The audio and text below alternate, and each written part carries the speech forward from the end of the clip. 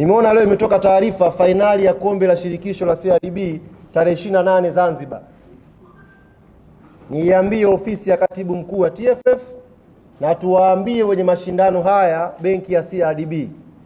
Klabu ya Yanga haitacheza mchezo huo wa fainali kama hatujalipwa pesa yetu ya ubingwa msimu uliopita. Tuko very clear. Mpaka maana tumeleana kwa muda mrefu hapa.